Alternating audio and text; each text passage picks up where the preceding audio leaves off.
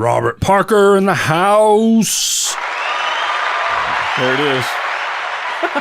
Yes. Your Facebook says Robert Allen Parker. Do you like the three names? Yes, because there's another musician named Robert Parker. Okay. A famous guy from New Orleans who had a hit called Barefooting. Okay. So, ladies and gentlemen, Mr. Robert Allen Parker. Yes, sir. Otherwise known as Rap. Hey, there you go. Hey, we're going to be talking about some rap because of your documentary we're going to get to. But thanks for being here. It's a pleasure to see you again. Sometimes I meet people for the first time. Not only have I met you now, but I've got a chance to play with you on stage, which is exciting and very awesome. So, but thank you for making the trip to Hernando on a Sunday morning. And he's like, hey, you know, always up for a drive. 11 o'clock is early for musicians. Yeah. Always. What part of town did you come from? Kind of East Memphis. Okay.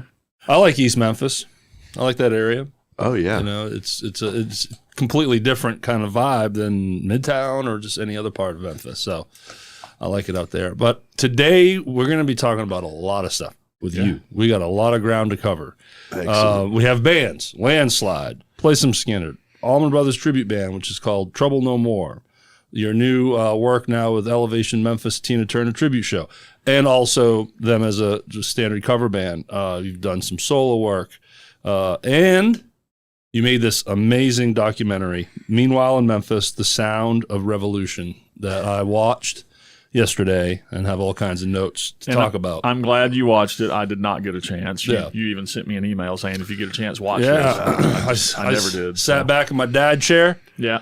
Flipped up the laptop and really enjoyed it because it gives a completely different look of the Memphis history that is different than, you know, a big theme for this podcast is I would call the stage stop, right? You know, circle of people. Sure. And then you have, of course, Stax Records, Sun Records, Elvis. You have all the, you know, Booker T and the MGs. Right. You have all that as well. This documentary taps into the old, like, gritty indie cool. blues, punk. Yes. Nice. Rap. I will definitely like there's serious history in this town, and just love the documentary, and the amount of work that must have been put into that must have been amazing. So, but first, let's start kind of current here. Now, of Landslide, Play Some Skynyrd, and Trouble No More, which was first? First was Trouble No More. Okay. A Memphis tribute to the Allman Brothers. That band started around 2017. Okay. And I was asked to join. I was the last member to join the band.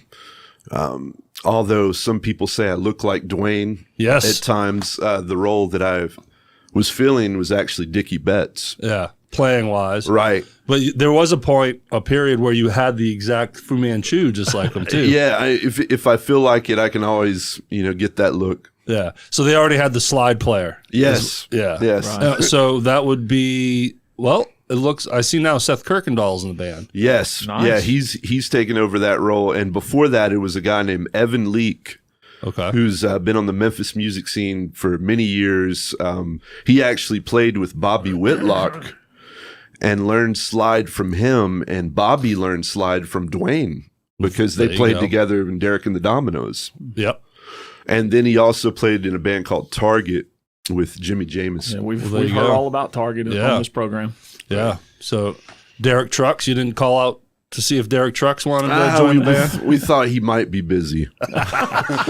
Well, I want to go on record as saying, first of all, your hair is on point. You must be using Joshine products. Yes. Yes. Especially being in a band with Davey Smith. For the audio only people, he's glistening. He's glistening. Hey, I'm trying.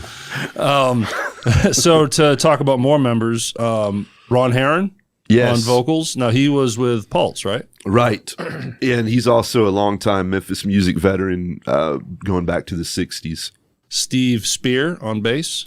Another great Memphis veteran bass player. One of his big claims to fame for me was playing with a band called Moloch, which was one of the first blues rock bands, and they came from Memphis. Okay. And Mike Russell on keys, also Pulse. Right. Excellent keyboard player. again, longtime veteran. He's played in bands since the 60s here. Nice. And the funny thing is, 3 of the guys in that band, Mike Russell, Walter, and Evan, they had a band called Post, P-O-S-T, in around 1970. And it was, of course, in tribute to Whipping Post by Allman Brothers. Gotcha. So at that time, they were already playing Allman Brothers covers. Okay, so that was an easier transition into this. And so when you say Walter, that's Walter Polk? Walter The drummer? Polk on drums, right? Okay. So to go back to Mike Russell, for those of you that have enjoyed Pulse, the tribute to Pink Floyd, when you hear, I mean, all of it, he's sort of the music director, but he's also big with the backup singers, working with them solely, helping direct them for their parts. Right. I mean, he's like one of the foundation guys in that band for sure. So 2017, you joined Trouble No More. What was that like for you? You know, how did things get going for you? Yeah, you know, at first I was reluctant because, you know, I just thought in my head of how much work it would involve with me learning guitar parts. Mm-hmm. And also I thought, well, an audience is not really going to accept it. We're not the Allman Brothers. We're just some guys, you know, saying we're a tribute band. And, and my first thought was kind of like you think of Las Vegas, like, you know, all those kind of lounge acts. And I know that it's far from that, but that was the first tribute band I got into. So that's the mentality that I kind of had to get past and just think, well, you know, just go for it and see what happens. Mm-hmm. And, you know, we practiced for about a year and then did a show at Neil's. And on that first show, I didn't know what to expect, but it was, you know, a packed house. And I had this really cool nervous energy right before we played. And, you know, I've played for years and years, so, I mean, I don't get stage fright, but it was the type of nervous energy that you really enjoy because it gets your blood boiling, you know, gets you psyched up. And with the Allman Brothers, I was so influenced and inspired by them that I knew that I had to deliver. I knew that we had to deliver as a band. So it kind of pushes you, you know, to go, you know, past your usual mark. The guitar work for an Allman Brothers tribute band is high level because there's so many harmony parts too. Right? So you have to know this stuff note for note.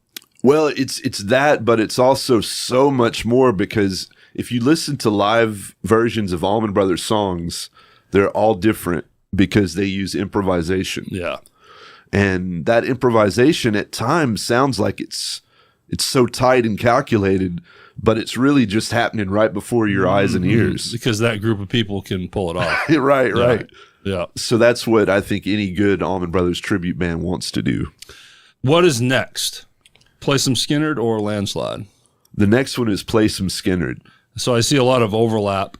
You got Steve Spear on bass with that one and Walter Polk on drums. Right. But then we got Dave Broccato. Yes. Singing. Chris Hinkle on guitar. Right. All over the place, that guy. What's up, Hank? And then Tim Plunk on keys. Right. So let's talk about Play Some Skynyrd. When did you join them? Well, that was an idea. Myself and Walter Polk, the drummer, came up with this concept of, well, this Allman Brothers thing has gone so well. What if we did a Lynyrd Skynyrd tribute? You know, because their songs are just so well known and popular, not just in Memphis and the South, but everywhere. Yeah. So pop culture. Yeah. So we thought that would have a wider appeal than the Allman Brothers thing. Yes. Yeah. And it would just be fun to play those songs, but also very challenging to put together a band to do that. And I think it took at least a year and a lot of little lineup changes to get to where we were. Yeah. But I just got to say, I love Chris Hinkle as a guitarist because me and him both fill so many roles in that Skynyrd band. Yeah. Because they normally had 3 guitar players. Right. And, you know, most of the lead stuff, me and him just trade off, and he really reads my mind. Yeah. And I read his, and we just have a good chemistry together. We had Jeff Adams in here several weeks ago, and this comes up because he had to learn Sweet Home Alabama for, of course, with Jeff Adams, he's doing like a big show, you know, where we really needed to learn this stuff right. And we had a great discussion on it's easy to bastardize that song. We all have. When I play Sweet Home Alabama, it's just 3 chords jam with the little bridge hook, you know. Right. But if you sit back and really listen to the bass, guitars, the keys, drums, I mean, if you really want to sound like Skynyrd, you have a large task ahead of you. Yeah. Because of these little riffs are all over the place, and then now, like you said, you're 2 guitarists trying to fill 3. Right. So how much rehearsal was there going before you finally went out? Yeah, like I said, about a year. And then, you know, the other big part of the Skynyrd thing was you had to have that voice or else there's no point in even trying. Yeah.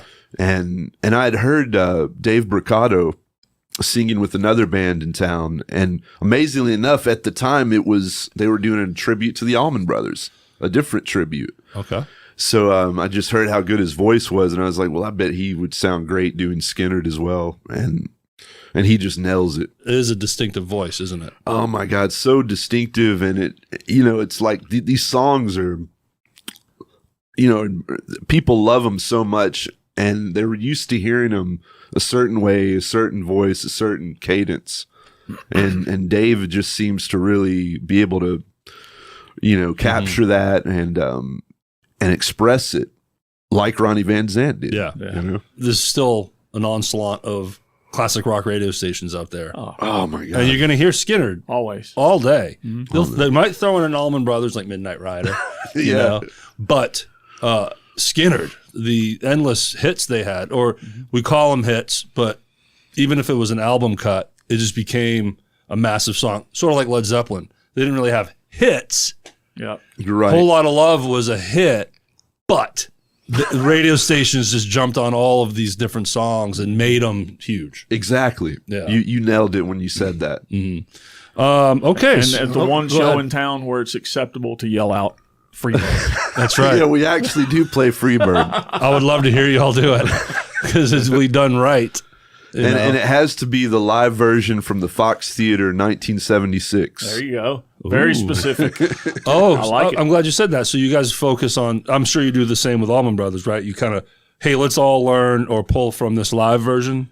Yeah, because, you know, live albums back in the day were such a big part of bands. And Allman Brothers had Live at the Fillmore East. So we play those versions. And then Skynyrd had one called One More From the Road.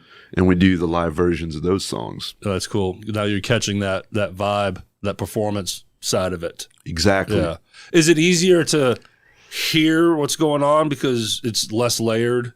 Does that make sense? If you listen to a Skynyrd song produced, you know, it's a lot of layering, right? Yes. When you're listening to a live track, is it a little more spacey and easier for you to kind of hear parts? Yes, it is. Yeah.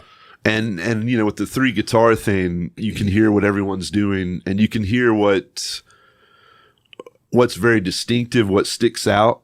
And those are the parts that we try to cover, their signature riffs and harmonies and all that. When it comes to the Allman Brothers and the harmony playing, it must be wild. So, well, good on Seth Kirkendall for the Allman tribute, the Trouble No More, for jumping in on that. That guy's trying to chase down Josh Haynes. Yeah, he's getting busy, and he's a great player, and he deserves the work because he is amazing. Oh my God, we've only had one rehearsal with Trouble No More with him, and we're already ready to play. Yeah. I mean, that's how together he is. And I've never seen him play slide.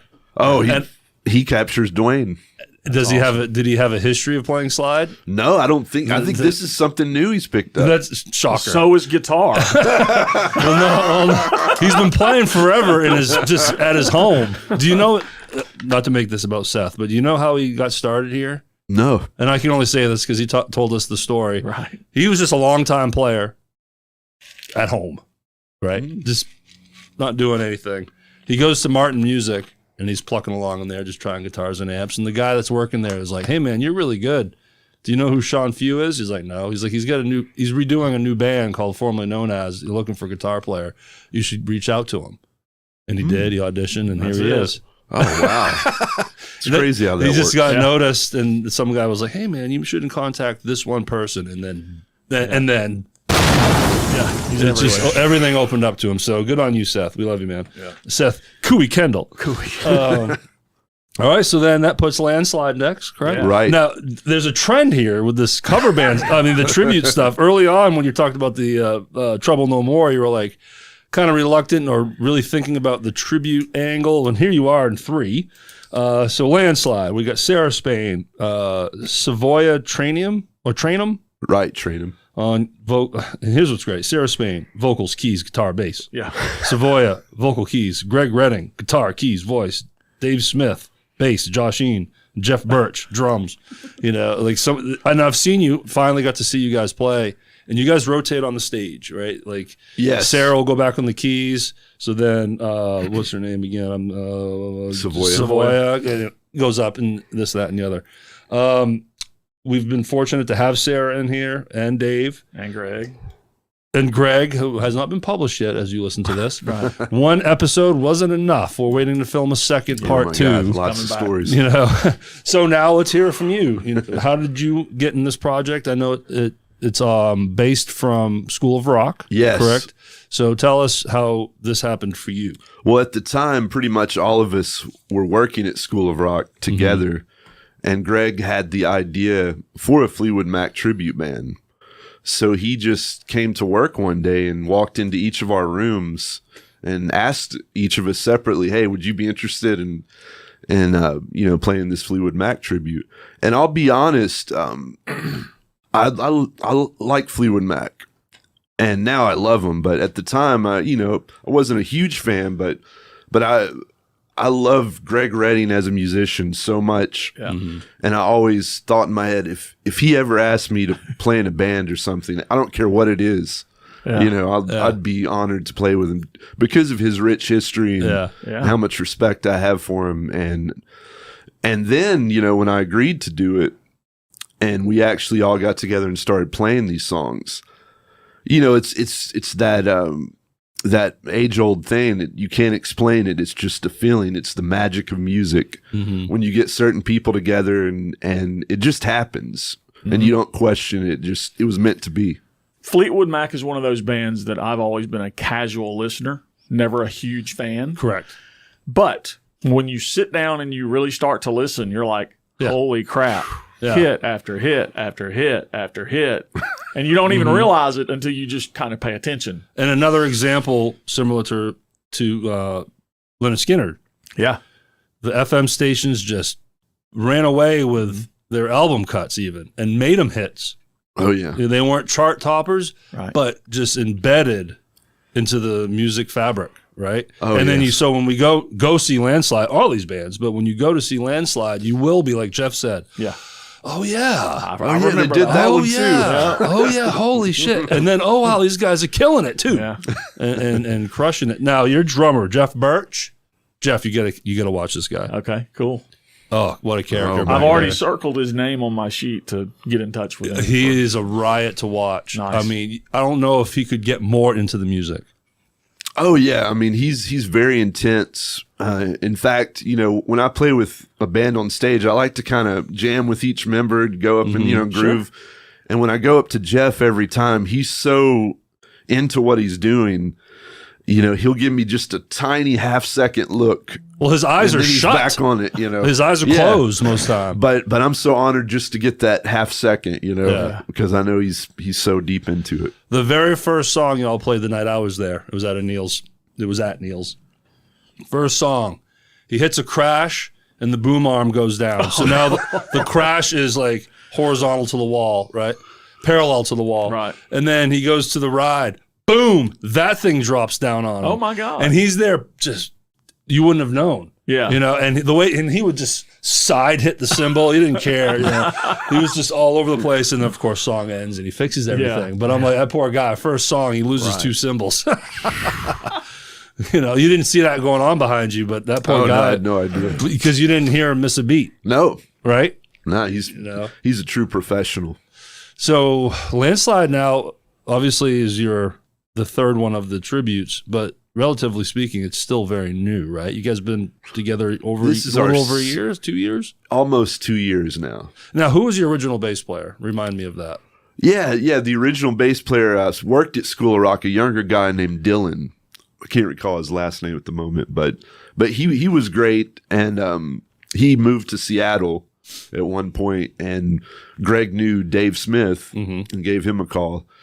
And Dave is, as you know, he's played with people that you can't even imagine. I know, yeah. The list just goes on and on. So he fit right in and a lot of fun, and brought us to another level. And also he sings as well in the band. Yep. So you got him singing, you get Greg singing. Of course, you got Sarah and Savoya. Oh yeah, singing. They really cover all the ground, and you know, having 2 lead female vocalists is such a powerful thing. Yeah.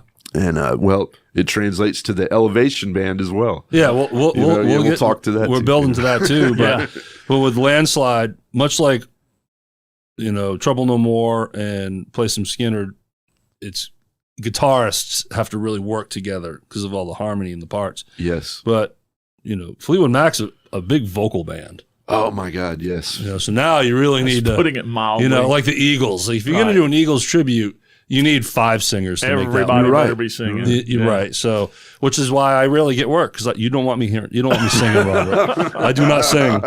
But check all these bands out. You guys play over the 3 bands. You're doing Neil's. You're doing Lafayette's. Yeah. Yes. The nice venues. I have to get off my butt and go check them out because the only band that I've seen him play with is the Tina Tribute. Yeah. So let's bridge to that. Yeah, I got to get out and see these others. But that was.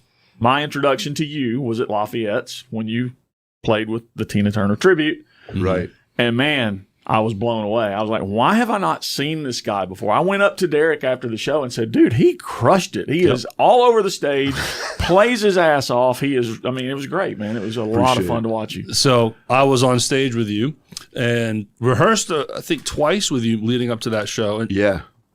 I mean, I don't want to blow smoke, but you came fucking prepared and you were really cool. And I just really enjoyed working with you. But then on stage, you're standing kind of next to me. We're doing our thing. And then it's time for a solo. And then I saw the performer. Right. I didn't see it coming. Right. And out of nowhere, you jumped to the edge of the stage right up there. You got your flying V. It's awesome. Right. Going straight up. And you put on a show. And I got tons of great feedback from my friends and family about you. So it was great. But okay, so the Elevation Memphis Tina Turner Tribute experience, I wanted to get the name right, is relatively new in a big way. It kind of launched last fall, 2023, and now it's been doing some stuff this year too. And the guitar position has always been sort of like looked at as a feature. We don't have a core guitar player yet. Then your name was put in the hat, and then we called you, and we did a Lafayette's thing with you. And I would love to hear, and I know I briefly asked this, in rehearsal about learning this stuff and how cool it is to learn something new. But what was it like for you? I know what it was like for me to sit down and learn 30 Tina Turner shows or songs and how blown away I was. Now, here's someone that didn't have that massive radio play. That she had her hits, don't get me wrong. She did have when you listen to a classic radio station though, you know what I'm saying? Yeah. She wasn't. So there's so many songs. You're not going to hear her on rotation with Led Zeppelin and the Allman Brothers. It's just not going to. Yeah, Simply the Best, right. Or a Proud Mary if you're listening to an older station. Right. But so many of the songs were like never heard before. But wow, listen to that bass line. Mm-hmm. What is your perspective as a guitar player coming into that song list that we had? Well, I've always been into Tina Turner's songbook because, going back to the Ike and Tina Turner days, that's the era of music that most inspires me, the 60s and 70s. So I was real familiar with that stuff. And then, as it went into the 80s, that was something where, I was a casual fan of that stuff. But to learn it was very interesting because, see, a lot of those guitar lines are based off keyboard lines or piano lines. Okay. So it was some really interesting chords and riffs and melodies. So I learned something new as a guitarist learning those songs. Same here as a bass player. It opened the world to me. I'm like, I'm not playing country. So that's good. Immediate win there. And then her stuff is a great combination of everything's pushing and a little aggressive. That's Tina Turner. She's up there owning a crowd. Her songs have a punch to it, but also a little funkiness as well. So it's great bass lines for sure. Oh my God, yeah. All right. Well, we covered the tribute world for you. Well, and I will say this: I'm not going to say who it is, but I'm working on another tribute act. What? You got to say who it is. For the last year and a half. All right. But I'm not going to say the name just because, it's a surprise. It would ruin the surprise. Understand. Quick tease. But when these mics are off, sir, I need to know what this is all about. Can you tell us the other players involved or not on that as well? I want to keep it all under wraps. Got it. We get it. Can you tell us the exact artist who come? Just kidding. Well, awesome. Now I want to hit this documentary, but now let's talk about Robert Parker. Right. Robert Allen Parker. That is. Where are you from? Yeah, I'm from Memphis, Tennessee. Born and raised. Cool. Yes. Yep. And I could see why the documentary was a big deal for you because clearly someone that's from Memphis knew Memphis. Because you're gonna learn a whole different side of Memphis, at least new to me. Yeah. But when did you start playing? What's the history of you becoming a musician? Yeah, so I grew up and got into music at an early age, about 5, and then I just kept begging my parents for a guitar. Mm-hmm. And the first instrument they gave me were, toy drums. So I immediately destroyed those. And then they got me like a toy guitar. I destroyed that. And then eventually when I got old enough, I guess, to an age where you have just a little discipline, I think I was about 10, they finally got me a nylon string acoustic guitar and gave me lessons at Yarbrough's Music. Okay. Yep. And, I'd grown up into the whole idea of rock music through the band Kiss because we've never heard that before. Because when you're a little kid, you're watching cartoons and stuff, and Kiss comes out and they're like these superheroes with guitars. Yeah. And, that just appealed to me. And then as I got older, I learned that, they're real musicians, rock stars, all that. And, when I got into learning guitar, my guitar teacher was a blues player. So although at the time I had no interest in blues music, he kind of sparked my mind with blues and introduced me to John Lee Hooker, Muddy Waters, and then the people like Jimi Hendrix and Stevie Ray Vaughan who play so much blues. Yeah. And, and that was the path that I took as a guitarist. And, of course, being in Memphis, man, we're in, these are the roots of rock and roll. And then we have the blues and we have soul and the musicianship is always so high. So it was just one of those situations where here's a guy from Memphis, grew up in Memphis and was inspired by Memphis. Most of the time you hear about people moving here. Yeah. So, and a lot of the stories told in here is that, Yeah, right. I have to do a squirrel moment. I need to, and this is going to be out of timeline, but I forgot to mention the players in Elevation, a Tina Turner tribute experience. Right. You might get in trouble. Yes, I will. And maybe that's why I forgot, because they're all my friends. Yeah. Melanie Pierce and LaShawn Robinson up there on the vocals doing the Tina thing. Got Darren Lee on keys and Kyla Williams on drums, who is a beast, just a badass. And then Robert is on there. We get sometimes Josh Haynes. And there's times where it's Troy Isom. So revolving door there as well. But sorry, guys. I wanted to make sure I got your names. Okay. Memphis, born and raised, growing up on the blues, tackling that style of music. When do you start now meeting other people and playing and jamming and having those first early bands? When was that? Yeah, it took a very long time. For some reason, I just couldn't meet the right like-minded people that were serious about music. Right. And of course I was young too, so but for years and years it was just me and my best friend playing guitar, playing like beauty pageants and Mid-South Fair stuff and just beauty pageants. I mean, our parents would just get us anywhere where we could play, literally. That's what you do. Yeah. Any place. So I mean we would play pool parties at the house. We would play anywhere where there's people. And then finally, when I got into high school, I started meeting some more serious musicians. And we started a group called Nuclear Sunset. That's cool name. I like it. Which was like, it was like a progressive metal, heavy stuff. There we go. but with a lot of melody, you know, really guitar stuff, you know, and then, you know, I'd always had an interest in blues and classic rock.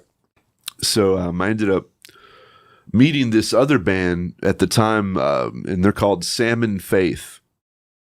And they were doing kind of like, I would compare them to like Blind Melon or the Black Crowes, kind of like a retro rock style. So it was just perfect timing because that's what I was getting more interested in. And they were a 4-piece, and they had thought about adding another guitar to the mix. And they asked me to join, and then it was perfect because they were, you know, a serious band at the time.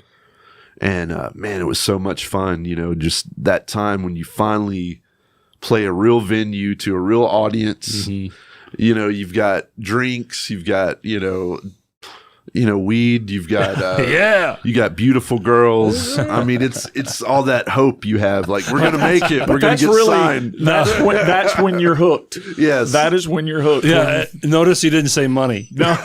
No, we weren't thinking about that. So when you say Black Crowes and the other band, what was Blind Melon? Blind Melon. So we're talking 90s. Yes, this was mid 90s. Yep. And we played around the Highland Strip in Memphis, 616, the New Daisy Theater. And we were having some success, but we thought, well, there's no record labels in Memphis, or there's not much business infrastructure here. So we thought, well, let's move somewhere. Okay. And a couple of the band members did a cross-country drive. And then they came back and they said, well, we've all decided that we're going to move to Dallas, Texas. And I said, why Dallas? I don't think of the music industry when I think of Dallas. Right. You know, maybe Austin. Yes, Austin. You know, but I don't know not about Dallas. the 90s, but certainly now, Yeah. Austin, yes. Of course, you got Nashville. But as it turned out, the drummer had a sister who lived there, and she had some good connections on their music scene. Gotcha. And also, you know, the living conditions were better and everything. So we all said, yeah, let's try it. Let's move there. We can always drive to Austin and Fort Worth and all that. So yeah, we moved from Memphis to Dallas, and we were out there for about 2 or 3 years. And, you know, it was the story you always hear, you know, band trying to make it, and we were barely able to pay our rent, you know, much less get a, you know, signed to a record label or on a tour or whatever. But it was a lot of fun. Yeah. And we definitely put our hearts and souls into it, you know, but it was just, there was too many distractions with, you know, with life. Did you enjoy Dallas as a city? Did you like it? No, they, you know, compared to Memphis or anywhere else, I think there's a lot of old money in Dallas, so it's all about class. Okay, yeah. And so the jobs I would have to work to pay the rent were not playing guitar in Salmon Faith. It was working at Chevron or the movie theater, stuff like that, and you were looked down upon. You know, the girls just were like, what? Yeah. Where does he work? You don't have to open a gate into your housing development? Right. Right. What is that? You live in an apartment? Yeah, that's too bad. That is too bad, you know. But I bet Austin probably would have been a cooler place to live. Yes. Music-wise, who knows? I don't know what Austin was like in the 90s. But it seems like a really, you know, swanky kind of city. At least nowadays. Yeah. And, you know, the South by Southwest conference alone would be great to be a part of. Yeah. And it's looked at a lot of podcasters that I follow, like Joe Rogan, the big names, are all getting out of L.A. Yeah. They're like, fuck L.A. Austin is becoming, a lot of comedians. And then Joe Rogan started a club called The Mothership. So all of the comedians are starting to navigate to Austin. Austin's kind of like this new spot, you know? So anyways, enough of Austin. So what happens when you move back? What you finally just said, I'm done. Sayonara, I'm heading home. Or did the band come back together, or did you just say, I'm out yourself? No, it was, you know, just we weren't going anywhere at the time for a lot of various reasons. And I just decided, you know, I need to move back because I'm barely making a living here. Yeah. But while I was there, I went into a thrift store one day and found an Al Green vinyl record called Al Green Gets Next to You. And of course, he's the soul funk singer from Memphis. Mm-hmm. And I was really getting into a lot of funk music at that time. And I didn't realize that Memphis had such a rich history in that sound. So when I was playing that record in Dallas, I was like, this was recorded by these guys in Memphis in the early 70s. And this sound is so damn funky and soulful and passionate.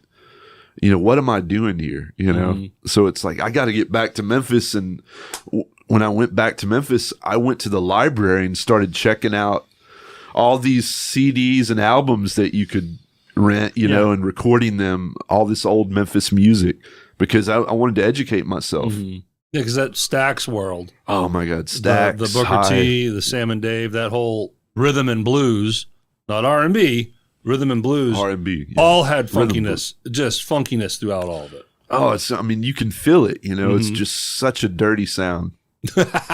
Nitty gritty. Nitty gritty. Well, again, not quite ready to go to the documentary, but when you watch it, you're going to see dirty. Oh, yeah. There was a dirty side in this city, man. Right. For sure. Okay, well then, now we're talking later 90s when you come back from Dallas? Yes. So how did you get back on your feet? What did you start doing music-wise? Yeah, so when I got back, like I said, I was interested in funk music and the old Memphis sound. So I started trying to join a band that was playing that style. And eventually I found this guy through the Memphis Flyer ads, and we had a band called Surefire. And it was like a funk soul cover band. I was the only white guy. And I loved that because I had this secret fantasy. I was so much into wah-wah guitar and, funk guitar that I was actually a black man with an afro. You close your eyes and that's what you would envision? Yeah. So, I mean, seriously, it's nothing. Yeah. I'm not saying anything bad about white or black or anything. It's just musically, that's the fantasy I had in my head. And I was able to do that with this band. Yeah. And I love it. I'm never going to look at you the same way again. But I mean, I've experienced this with Elevation Memphis. Being in a prominently black band is fun. It's just, as the little white guy on bass, I'm like, I don't know why, especially on bass. You're hiring a white guy on bass. Yeah, go for it. Yeah. So with that band, we didn't do much, but the claim to fame that we did do is we played a gig backing up Rufus Thomas. Oh. The famous soul singer from Stax. And that was, such a eye-opening experience for me, just this kid that grew up playing heavy metal guitar, and now I'm getting to play with these Memphis legends, by chance, and, of course, stuff like that just gets you more and more interested in the history. And then after that, I ended up getting a job at a store on Beale Street called Memphis Music, and playing on Beale Street as well with another funk soul cover band called the Memphis Untouchables. I was again the only white guy. Proudly. When you played with these black artists, did you tell them your vision when you would play? Did you tell them that you saw yourself black with an afro? I actually did. And they just laughed about it. They're like, oh man, you don't even have to have a fantasy. I mean, you just sound good the way you are. Yeah. And when it comes to music, there is no color. Oh no. Everyone's on the same page. You're a musician. If you do, and you're bringing it genuinely, everyone is into it. It's as simple as that. So, Jeff, did you have a question or anything? I feel like I'm hogging the mic. No, hog it. You're doing great, bro. Well, I'm learning a ton over here. I'm just. This is one of those episodes where I'm listening instead of participating. Yeah. Well, I wanted to add one more tidbit about Beale Street. Sure. I'm proud to say that I've been able to play with a guy named Earl the Pearl Banks. Okay. He's one of the original Beale Street blues veterans from the days of B.B. King. He's in his 80s now. Okay. But playing with him really has turned me into the guitarist I am, I think. Cool. Because with him, you can't use any effects. And I wasn't used to that at the time. That's a request by him. Yes. No effects. Not even slide. So just clean tone. That's it. Yes. Even if what if you're firing your tubes up and getting a little growl? Is that okay? Well, I don't know. You can maybe sneak it by him. But he just wanted clean solos. Yeah, so when you play clean as a guitarist, it forces you to play differently. You have to express yourself differently. And I think that's really the essence of the instrument. Yeah. It's more delicate too, right? You can hide behind gain. You can, right? Oh, yeah, right? yeah. You know what I'm saying? Oh, yeah. Totally. I remember when I first started playing with in-ears, the Wild Horse Saloon in Nashville, I was like, Derek, you suck. Yeah. Like, okay, you thought you were locking in, Right. but you get exposed. You can't hide in those in-ears. Different than what you're dealing with the guitar player, but in any situation where you're kind of stripped down, it will expose some things, Absolutely. doesn't it? Oh, yeah. But it made you a better player, right? Yes. Now, is Earl, is he a vocalist or does he play instrument as well? Yeah, he's a vocalist and a guitar player. Okay, cool. I'm interested to learn more about Beale. But what was Beale like back when you were playing there in the 90s? Was it busier? Were there more venues to play? Was it more of like a situation where you could be a Beale Street guy and get multiple shifts a week? What was Beale Street like back then? Yeah, I would say compared to now, it does seem like it was a bit easier in the late 90s. Okay. They had more street festivals throughout the year and just more people playing on the street. Now it's like, they have all these laws where you can't just play on the street and set up. You have to be a part of the venue or play on their patio. So there are certain restrictions these days. And then a lot of times they'll close the street off on weekend nights to try to ward off, the overcrowding or whatever, or the criminal element. Mm-hmm. But, for me, the street has always been special because you can feel a vibe when you're on there, whether it's day or night. And yeah, it is a lot of the past history, the days of B.B. King and when Elvis would go down there. But there's, Jim Dickinson used to say that if you walk down the street, you can still feel that aura, that spirit. Mm-hmm. It's never left there, no matter how they've tried to commercialize it or whatever. Mm-hmm. And I think that's part of Memphis, like forever. Just that spiritual presence of music and just it's inspired so many people all over the world. Mm-hmm. What was made and played there, and people still come. For this past Elvis week, I was working downtown and there were people from all corners of the world. I mean, New Zealand, Italy, Australia, you name it, Japan. I used to drive Uber and Lyft years ago, back when I was poor, like now. Wait a minute. And some things never change. I know. And so I got to meet a lot of people coming to this city for Elvis. Yeah. From all over the world. I'd pick someone up from Australia. I'm taking them to Graceland. Mm-hmm. It's wild. All over the world they come here. I remember going to Beale Street back in the 90s, and maybe it's just my memory and the way I perceive things, but it seems to me like it was busier back then. Just more people, more music. I don't know.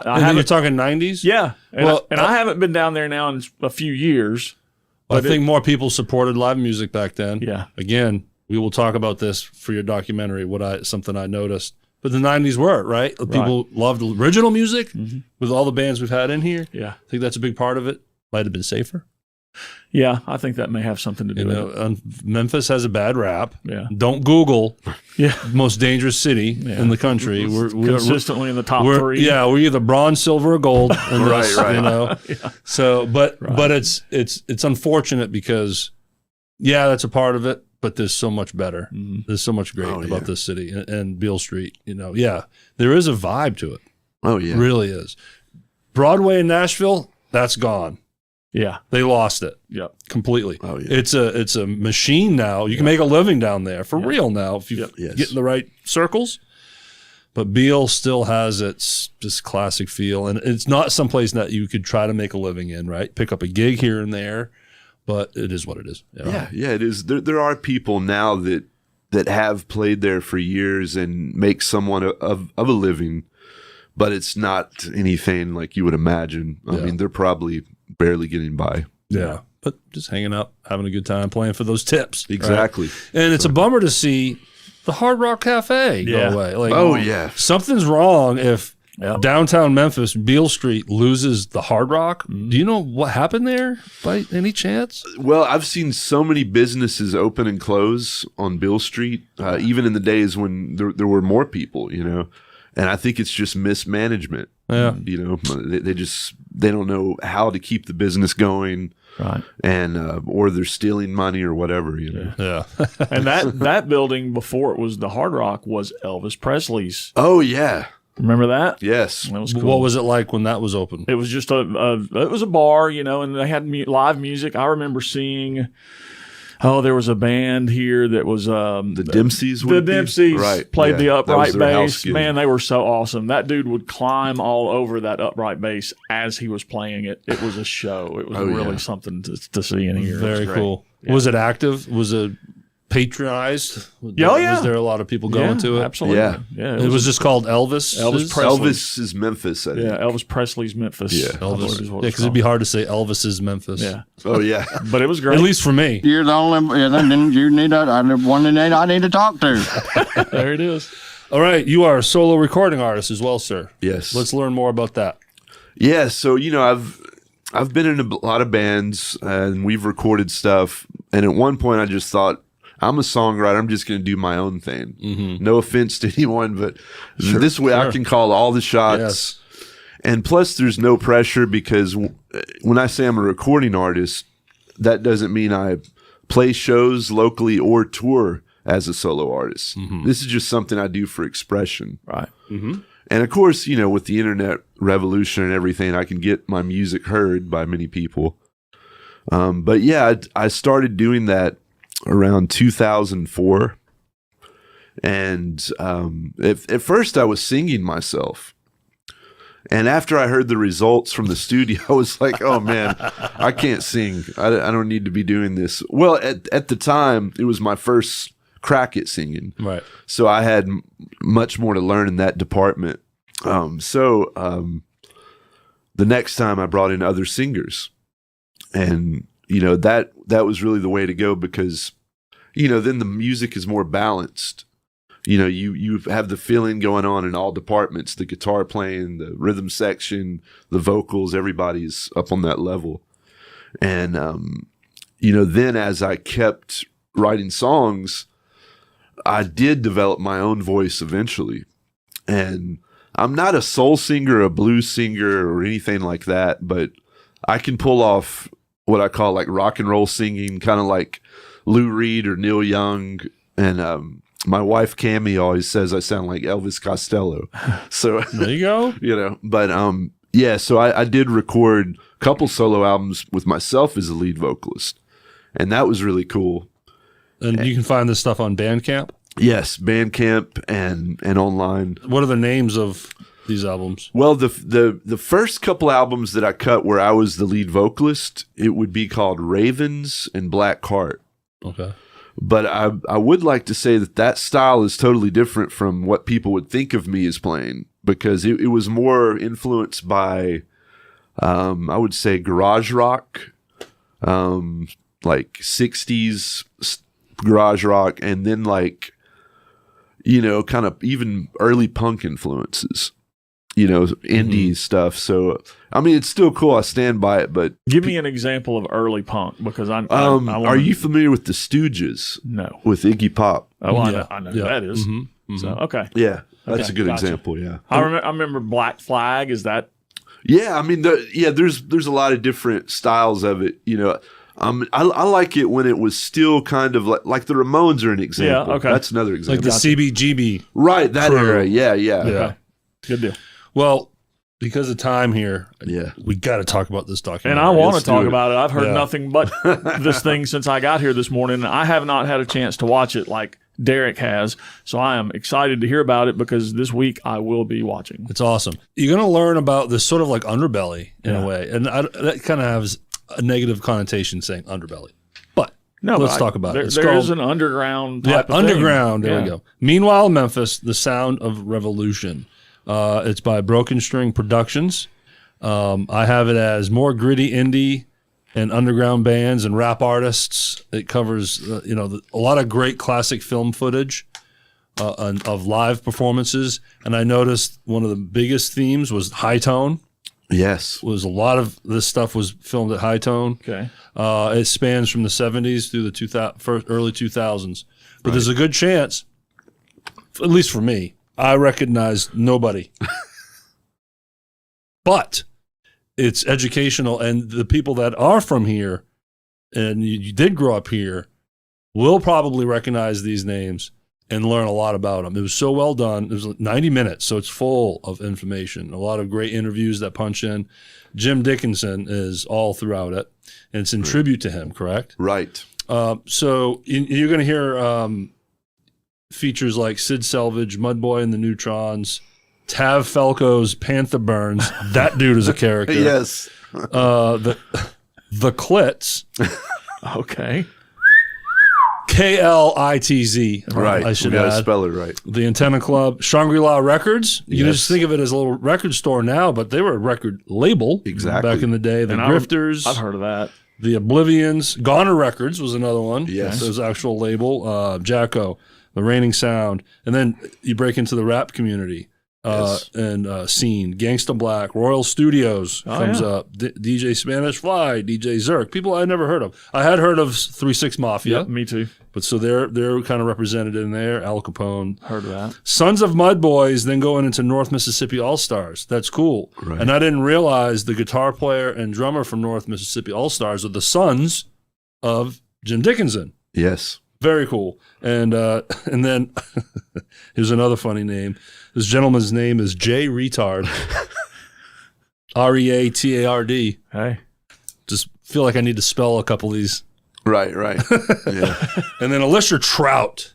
Yeah. I really enjoyed her too. Jeff, you got to check it out. No, I will. It's going to be awesome. All right. How did this start with you? Is it the genesis of it start with you and your idea and moving forward? Because there's a long list of people that are part of the creation of this. So Right. did you spearhead this? Yeah, what it was is that, I was into filming live music, but I'm not like a professional videographer or anything, but I would just set up a camera on a tripod at shows that I do. And at one show I was playing with a band called Sunday Schools, and a member of that band was the nephew of a lady named Nan Hackman. And Nan Hackman was a professional videographer, and she was filming, her nephew's band set. And she came up to me and said, "Hey, I'm Nan. If you'd like, we could both film the bands tonight, and then I'll take your footage and mix it together." Nice. Cool. So I was like, well, cool. So that started our friendship.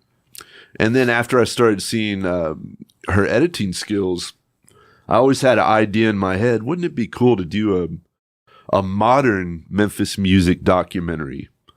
Because I had just watched one on Little Rock, Arkansas, believe it or not. And you never really think about the music there, but they made a documentary about it. Yeah. And I was like, well, no one's really covered, modern Memphis. All you hear about is blues, Elvis, Yep. Stacks, the same stuff over and over. And I'm like, there's been so many great artists and music that's come out of here. I mean, it hasn't all been million sellers, but it's still been influential to the world of music.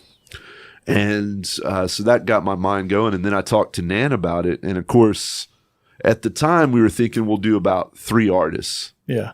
And just, focus it on in that way. And then as I interviewed people, they would say, "Oh, you ought to interview this other person too." And it got to where I was interviewing people that I didn't even know that were just Memphis musicians, somehow connected to the scene. And then it just spiraled, and it became something where we're like, well, we're just going to go as far as we can with this. Yeah.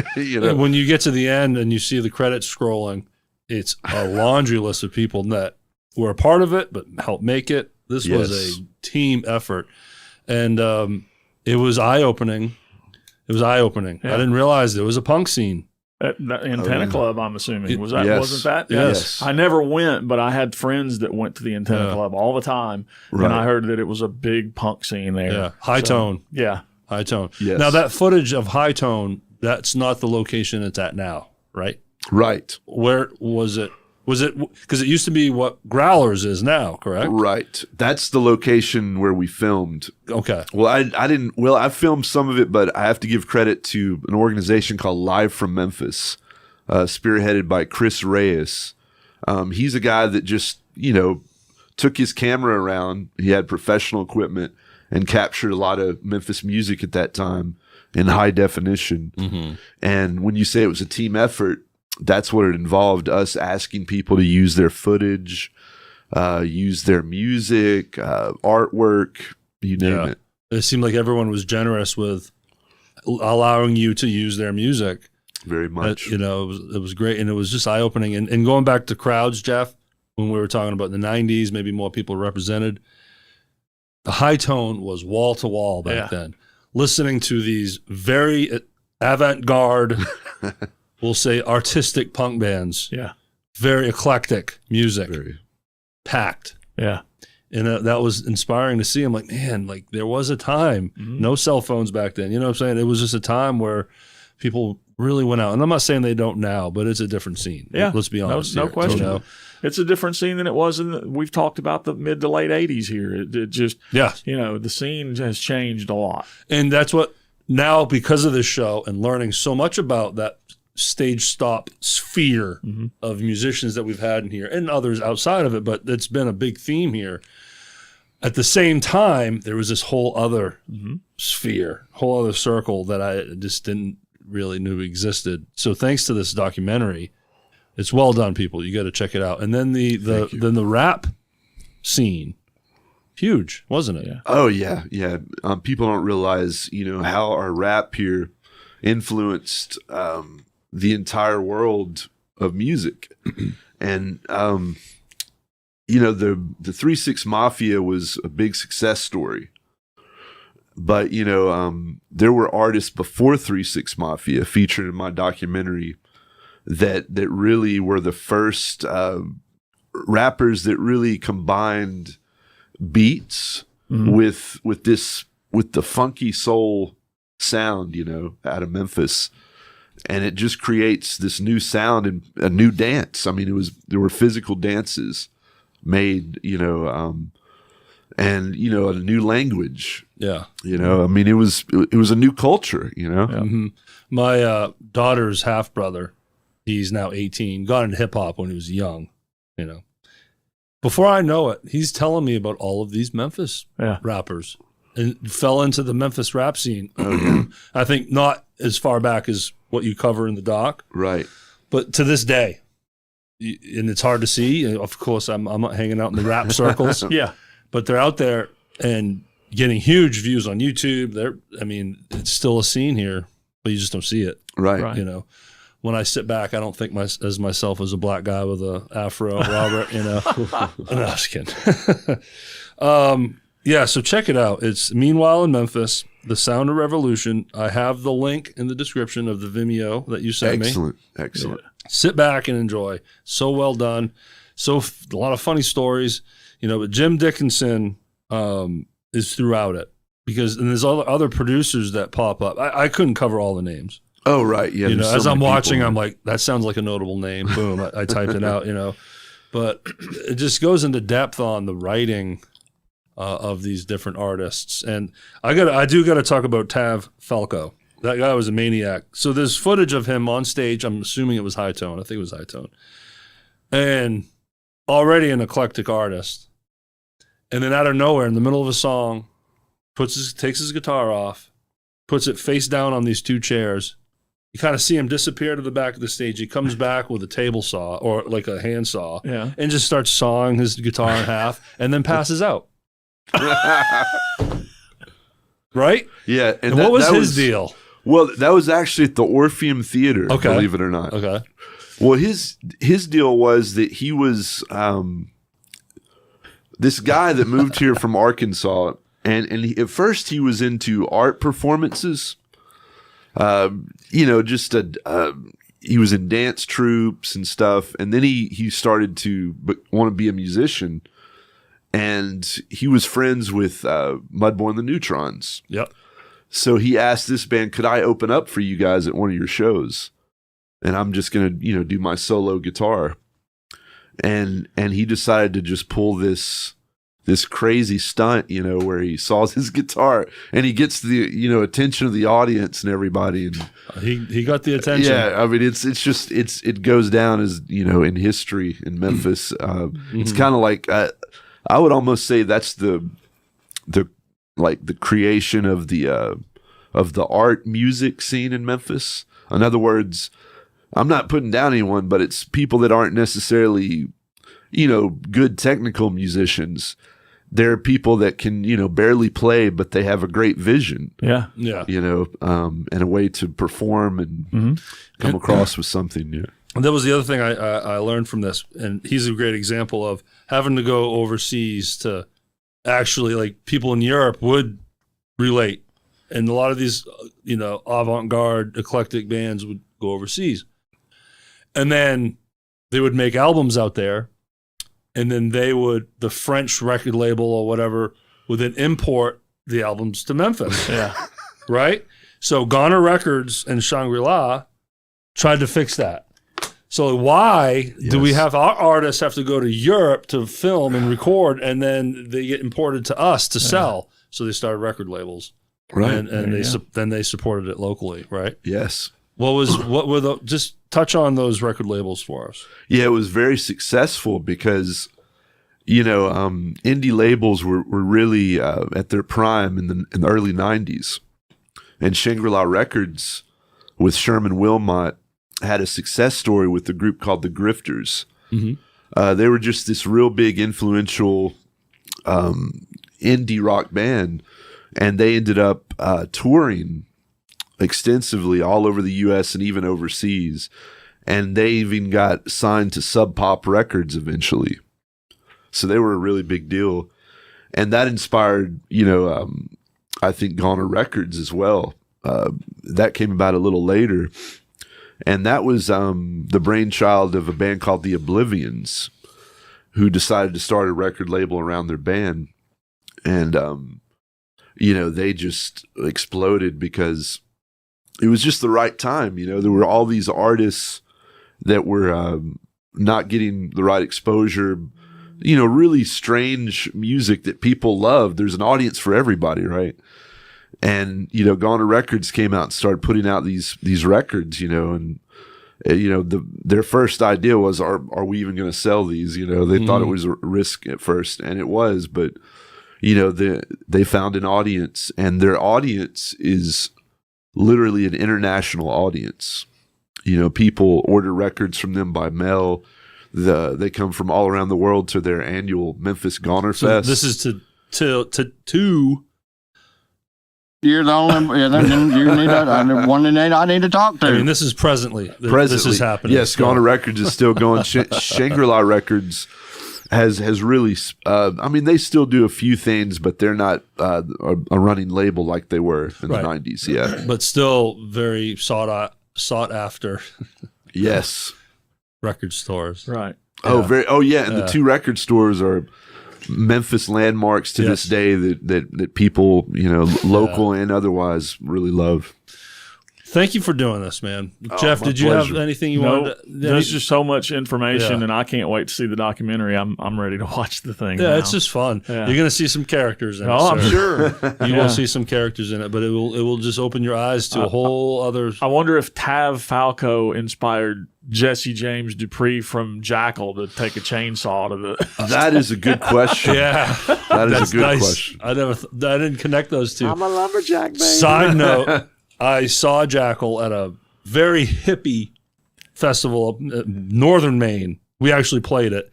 We opened for Jackal, but there was like 8 bands in between us. Right, of course. And so they headlined the night, and they're doing the Jackal thing. Yeah. And he pulls out the chainsaw, and then he goes to the side of the stage and starts sawing at one of the pillars of the fucking stage. Wow. He didn't cut. He wasn't trying to cut it down. He wasn't being crazy, but he wanted to show, dust flying. It actually is a real chainsaw. Yeah. So, well, man, this has been so cool. Pleasure. Getting all these stories. Pleasure to be We here. could do a whole other hour with this stuff. Trust me. But goes on and on. All right, we got Landslide. Play some Skynyrd. Trouble No More. Elevation Memphis. The Tina Turner Tribute Experience. Can I add Hope Claiborne's Soul Scrimmage? Yeah, Absolutely. we forgot. I accidentally went over that. You released an album called "Y'all So Loud." Yes. Y'all so loud. Y'all so loud. Y'all so loud. There's zero excuses for not seeing this guy live. He's all over the place. Oh, so great to play and listen to and watch. Yes. Documentary, Meanwhile in Memphis, The Sound of Revolution, link in the description. Please follow Robert so you can tie into all these different things. Do you have a website? No, I do not. Okay. But you can find me online, Facebook, Instagram, and Bandcamp. There's just type in Robert Allen Parker. Yep. You got to put the Allen part in there. For sure. Allen. All right, before we say goodbye, ladies and gentlemen, thanks for hanging out. If you're still here, we appreciate that. And, of course, you can follow us on Facebook and Instagram, The Rhythm Section Pod. therhythmsectionpod.com will give you all the links and everything that you need. Yeah, thanks to our band sponsors as always, and remember to join us for our exclusive Sunday replay series where you can see all the past guests. Comes around every Sunday, and you don't have to see the intro that we do. You just get the interview, right. So check it out. All right, did you enjoy this interview with Mr. Robert Allen Parker? Do you enjoy me and Jeff's faces being illuminated with these lights above us? Do you like the studio that we get to sit in? Ladies and gentlemen, it takes money to operate this thing. So, if you could be so kind and help us out with some tips, call them donations. We're out of Joshine noggin polish. We need a refill. We need to purchase more. Venmo and Cash App, the Rhythm Section Pod. And then we're taking emails. Yeah. Email us the most silliest, dumbest questions you can think of at the Rhythm Section Pod 2022 at gmail.com. Yep. Robert Allen Parker. Thanks for doing it. You are the man. Been a pleasure. My pleasure. Good seeing you again. Good to have you in. And looking forward to catching some more shows by you, sir. Yep. Excellent. Jeff, man, what do you say? This was fun. Get out and see a band. Take care, y'all.